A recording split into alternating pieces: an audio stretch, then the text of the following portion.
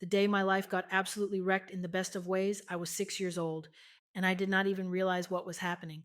I overheard my grandfather talking with my grandma about a woman we knew from church, a family friend, a mother, somebody who was carrying more weight than people could see. My grandfather was about to step in and help, quietly, no announcement, no performance, and little me, being curious and eager, blurted out, "Grandpa, I want to go with you." So I got ready fast. I jumped in the car like I was going on a mission. I had no clue where we were headed, but I knew it felt important. We drove, and then we pulled up to my favorite store at the time, Sears. This was the 1980s, and Sears felt like the whole world to me, huge, bright, full of possibilities. My grandfather walked up to a sales rep, pointed to what he wanted, pulled out his card, and bought this brand new electronic device. I was fascinated because it warmed food without fire. That device was a microwave, and back then, it was not cheap. It was a serious purchase. We loaded the box into the car, and I thought we were done. I thought we were going home, but we did not go home. We drove to the grocery store, and I remember thinking, why is he buying groceries? Why is he buying a microwave? We already have food. We already have a microwave at home. My 6-year-old brain could not compute it. Then we pulled up to an apartment complex where my friend lived. He parked. He took my hand. We walked up the stairs. He knocked on the door. When the mom opened it, he greeted her warmly and said something like, "I brought you something. Do you mind watching my granddaughter while I go get it from the car?" He went back downstairs and came up carrying that big microwave box. And when she saw it, her face did something I will never forget. She lit up, but she also looked like she was fighting tears. They unboxed it right there in her tiny kitchen, the kind of kitchen where the counter space is already cramped before you put anything on it. They plugged it in. It worked, and with tears in her eyes, she said, "Thank you." Then she explained why it mattered. She was coming home late sometimes, sometimes from work, sometimes from church, and her kids were hungry. Warming food on the stove took time. She was exhausted. She was trying. She was surviving. That microwave was not a luxury to her. It was relief. It was one less struggle. It was help, and she thought that was the gift. But my grandfather was not done. He went back downstairs again, and this time he came back with bags of groceries. And the moment she realized what he was doing, she broke because things were tight, so tight that she did not know how she was going to keep feeding her children. And there I was, a little girl, standing in the middle of a moment that would shape my entire life. Now, let me fast forward.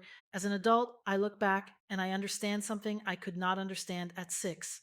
That was the day my grandfather wrecked my heart. That was the day I learned what giving selflessly looks like. Not giving for praise, not giving for attention, and not giving because you want to feel like a hero, giving because you noticed, because you cared, because you had the courage to step into someone else's problem and lighten the load. And that day taught me what abundance really is. Abundance is not you being rich. Abundance is you living like God can supply, even when you are not sitting on piles of money. It is a mindset. It is a posture. It is the ability to see a need and respond without turning it into a debate in your head. Do I have enough? What if I need it later? Will they appreciate it? Is it my responsibility? Listen closely. Some of you are not broke. You are blocked. You have the ability to help, but you have talked yourself out of it so many times that you call it wisdom when it is actually fear. And I am not saying you need to empty your bank account or go buy somebody a microwave. That is not the point. The point is this: stop living like you are always one step away from lack. Because when you live like that, you become stingy with everything: money, time, energy, compassion, presence. And that is not how we were built to live. I am talking about the little things that are not little to the person receiving them: an extra loaf of bread, a gallon of milk, a bag of rice, a gift card, a meal dropped off at the right time, watching a child for a couple of hours so a single mom can take a nap and breathe like a human again, sitting with an elderly couple whose family has forgotten them, and your presence becomes medicine. That is abundance, because abundance is not about how much you have, it is about how freely you can give from what you have. And I want to say this carefully: giving is not enabling. Giving is not letting people use you. Giving is not ignoring discernment. But giving is also not something you postpone until you feel rich enough to do it. Because if you wait until you feel safe, you will never start. Now, let me pause here for a minute. Quick sponsor break, because I only share tools I actually use. Rosebud Journaling is an AI powered daily journal that gives you personalized feedback and guidance as you write. It helps you reflect deeper, recognize patterns, and stay consistent without staring at a blank page. I still journal on pen and paper, and I still value therapy, but there are moments when I am trying to work through an idea or a problem, and I want help digging deeper. Rosebud does that for me. It will notice patterns, ask better questions, and give prompts that help me get to the root instead of staying stuck in surface thoughts. It is not therapy and it is not life coaching. It is simply a tool you can use between sessions or while you are waiting for a coaching opening to process what is going on with more purpose. If you want to try it, go to fayjoneslive.com/rosebud. All right, back to it.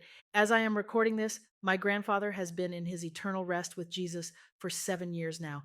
And remembering that process of his final days has made the lesson even louder because I remember him and I think, this man lived. He lived with no regrets. He lived with open hands. He lived with love that was practical. He may not have been wealthy on paper, but he was abundant.